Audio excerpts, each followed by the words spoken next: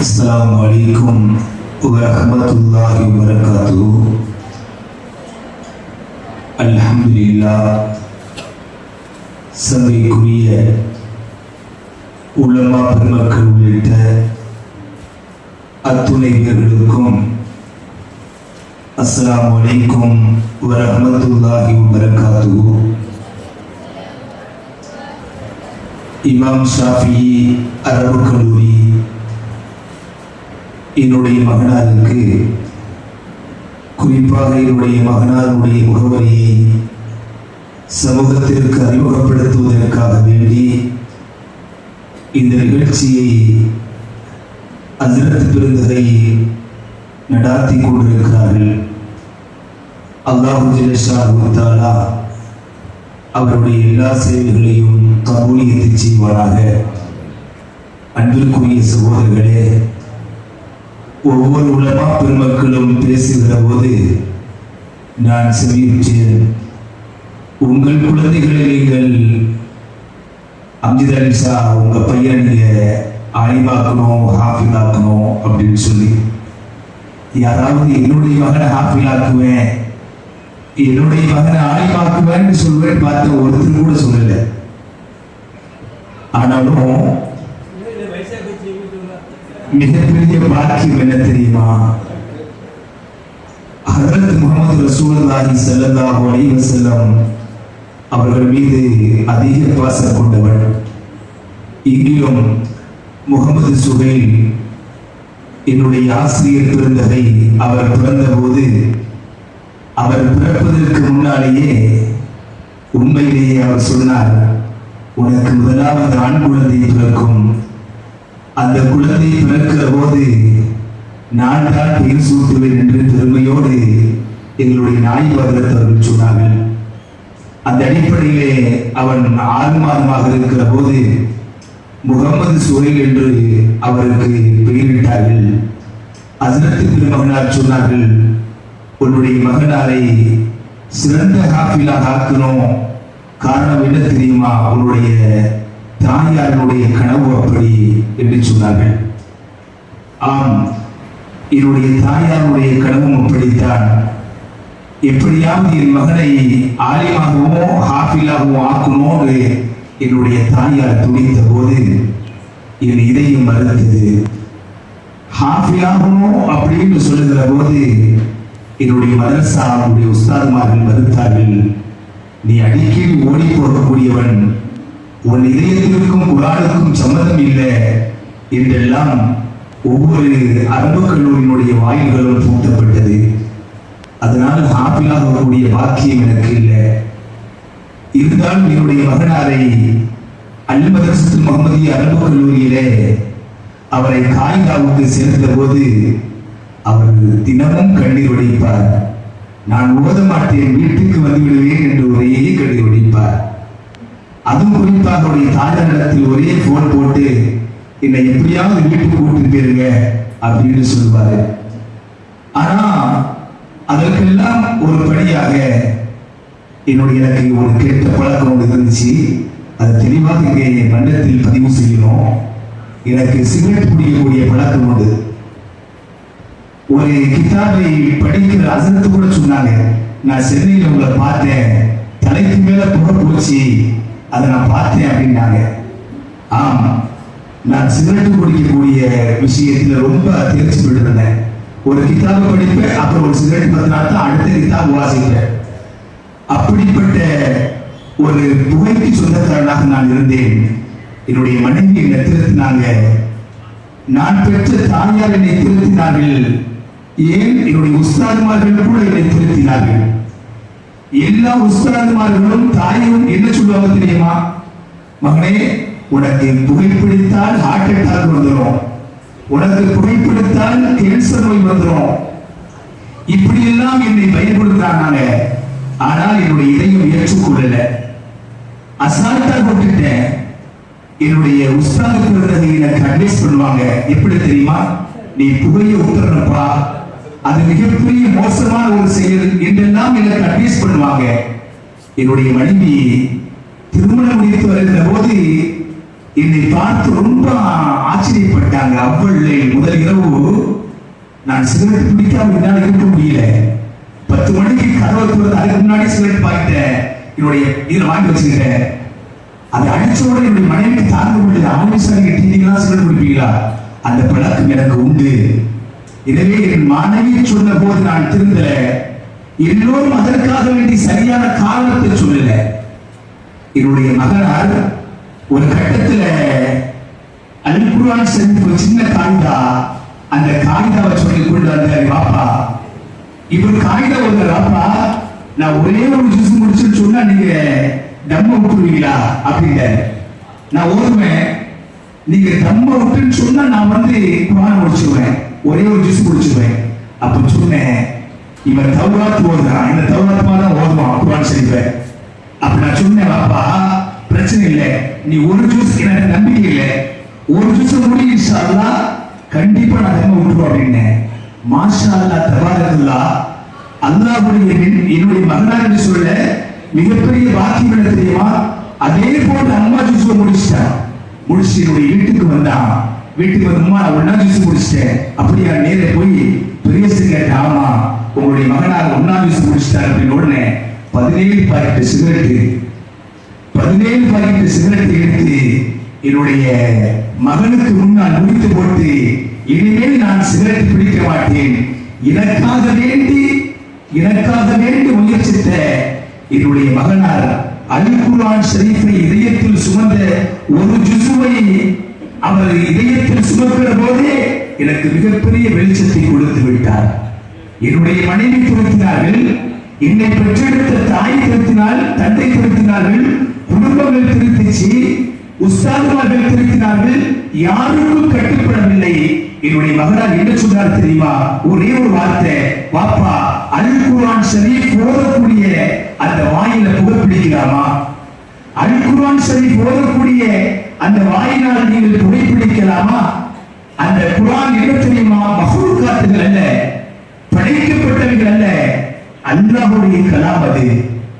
அது படைக்கப்பட்ட என்னை போன்று உங்களை போன்று படைக்கப்பட்ட பொருள் அல்ல, வானத்தை போன்று பூமியை போன்று படைக்கப்பட்ட பொருள் அல்ல. அல் குர்ஆன் ஷரீஃப் என்பது அல்லாஹ்வுடைய வாக்கியம்.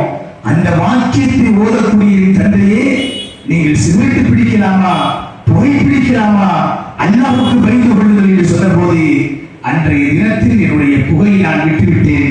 ஒரு கட்டத்தில் இப்ப என்ன தெரியுமா? புகையை பார்த்தாலே அங்கே அந்த வாசமே எனக்கு பிடிக்காத அளவுக்கு அல்லாஹ் ஆக்கிட்டான். இது மிகப்பெரிய மோசா இல்லையா?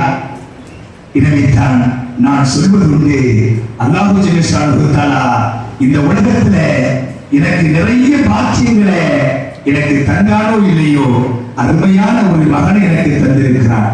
இதுவே அல்லாஹ் எனக்கு கொடுத்த மிகப்பெரிய பாக்கியம். சொத்து சுகங்களை விட எனக்கு அருமையான ஒரு பிள்ளையை கொடுத்தது அப்படிங்கிறது மிகப்பெரிய பாக்கியம்.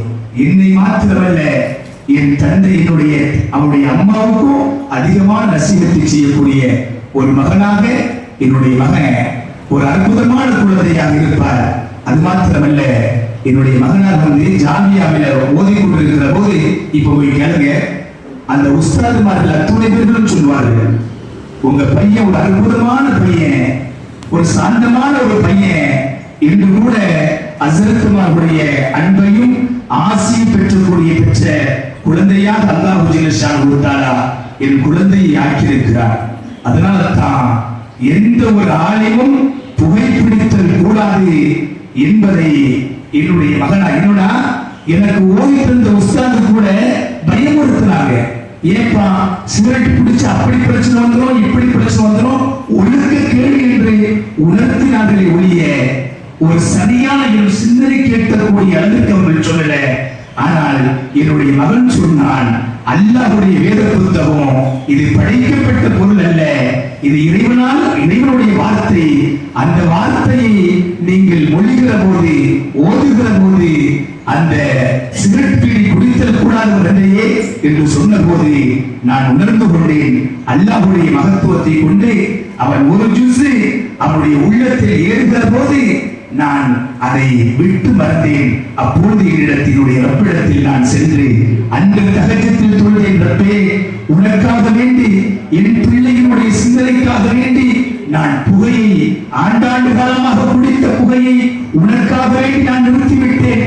என்னுடைய குழந்தையை, என்னுடைய மகனாரை ஒரு சிறந்த ஹாஃபிலாக நீ ஆக்கித் தரணும் என்று ரப்பிடத்தில் நான் முறையிட்டேன், விண்ணப்பம் செய்தேன். அல்லாஹ் ரப்பல் ஆலமீன் என் விண்ணப்பத்தை ஏற்றுக்கொண்டான். அவன் கபூலியத்தை செய்தான். அந்த அடிப்படையில் 1.25 வருஷத்தில் என்னுடைய மகனார் அஜருக்கு சொன்னாங்க, உங்க மகனுடைய ஸ்பீடுக்கு விட்டுன்னு சொன்னா 1 வருஷத்திலே முடிச்சுடுவாரு. ஆனாலும் அது சீக்கிரம் குர்ஆன் பறந்துரும், அதற்காக வேண்டிதான் கொஞ்சம் தாமதப்படுத்தி அவர் வைத்திருக்கிறோம் என்று 1.25 வருஷத்துல 6666 ஆயத்துகளையும் என்னுடைய மகனார் திருமணம் முடித்து வைத்தார் என்று சொன்னால் ஒரு தந்தையினுடைய கபூலியத்தை என்னுடைய மகனை சாரும். ஏன் தெரியுமா? இதை விட்ட உடனே நான் அல்லாஹ்ட்ட வந்து பிரார்த்தனை செய்த, ரப்பே, உனக்காக வேண்டி எத்தனையோ பேர்கள் சொன்னார்கள், என்னை ஈரிடத்தை தாய் சொன்னால் கேட்கவில்லை, எனக்கு கற்றுக் கொடுத்த உஸ்தாது சொன்னார்கள் கேட்கல, ஆனால் அற்புதமான மகனை எனக்கு தந்து என் சிந்தனையை ஊற்றியிருக்கிறாயே, நான் சிகரெட் நான் இனிமேல் பிடிக்க மாட்டேன், என் குர்ஆன் இதன் பொருட்டால் நான் என்னுடைய நியத்தின் பொருட்டால் என்னுடைய மகனை நீ கபூலியத்தை செய்ய வேண்டும் என்று கேட்ட பொழுது அல்லாஹ் ஜல்ல ஷானஹு தஆலா கபூலியத்தை செய்தார். எனவே தான் அடிக்கடி ஒரு 3 வருஷத்துக்கு முன்னாடி என்னுடைய தலைவர் சுல்தான்புரத்தினுடைய ஜாமியாவினுடைய தலைவர் சொல்வாரு, நீங்க புகையை பற்றி பேசுங்க, அதற்கு சாராயத்தை பற்றி பேசுங்கள் என்று சொன்னபோது நான் பின்தங்கினேன். ஏன் தெரியுமா? யா அய்யுஹல்லதீன ஆமனூ லிம தகூலுன மா லா தஃஅலூன். நீங்கள் எதை செய்கிறீர்களோ அதைத்தான் மக்களுக்கு சொல்லணும். நீங்க செய்யாத ஒன்றை பிற மக்களுக்கு சொல்லக்கூடாது. இது அல்லாஹ்வுடைய சுன்னத் அல்ல. முஹம்மது ரசூலுல்லாஹ்வுக்கு நிறைய சுன்னத் இருக்கிறது. அல்லாஹ்வுடைய சுன்னத் என்ன தெரியுமா?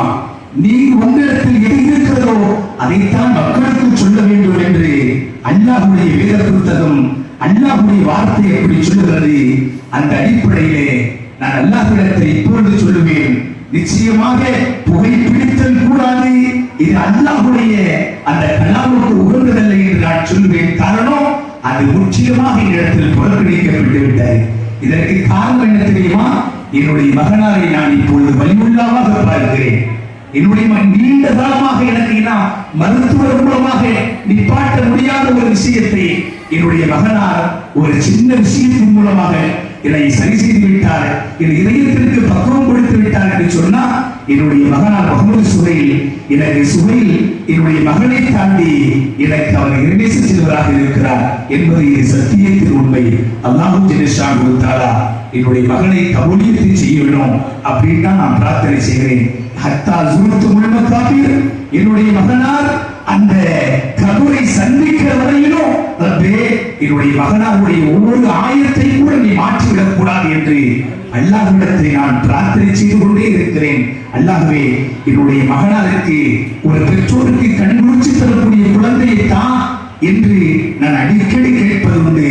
ஆனால் அதை அந்த அடிப்படையில் அல்லாஹ் ரப்பல் ஆலமீன் எனக்கு பெற்றோர்களுக்கு கண்குளிர்ச்சி தரக்கூடிய குழந்தையாக அல்லாஹ் ஆக்கியிருக்கிறார். ஒரே ஒரு விஷயம் தெரியுமா உங்களுக்கு? என்னுடைய மகனார் முதலாவதாக என்னுடைய மகனார் பிறக்கிற போது எனக்கு மகிழ்ச்சி நினைக்கிறீர்களா? மகிழ்ச்சி இல்லை. என்னுடைய தாயார் சக்கராத்தினுடைய பிடியில் இருக்கிறார். நான் சென்னையில் இருக்கிறேன். என்னுடைய மகனார் பிறந்த போது அந்த பாக்கியம் கூட எனக்கு கிடைக்கல. என்னுடைய மகனாரை பார்க்கக்கூடிய பாக்கியம் கூட கிடைக்கல. நான் எப்படி கற்பனை வச்சேன் தெரியுமா?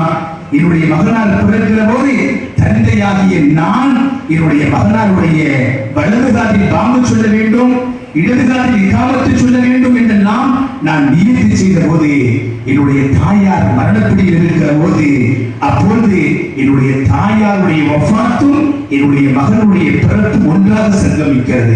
எவ்வளவு பெரிய துயரமா!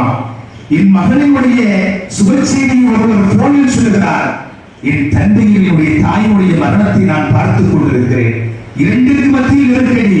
என் தந்தை என்னுடைய தாயார் வஃபாத்தினுடைய செய்தியும் என்னுடைய மகனுடைய அந்த பிறப்பினுடைய செய்தியும் ஒரு சேர நிகழ்ந்ததினால் நான் எப்படி துயரம் கொண்டாட முடியும்?